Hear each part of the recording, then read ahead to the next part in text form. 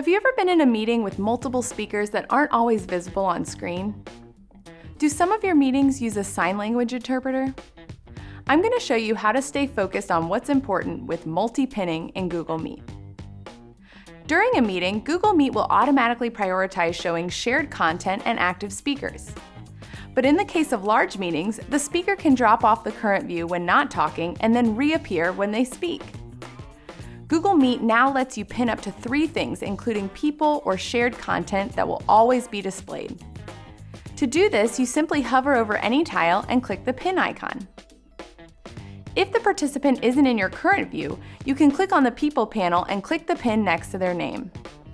This can be helpful for meetings with 2 active speakers, such as an interview or when the speaker is accompanied by a sign language interpreter.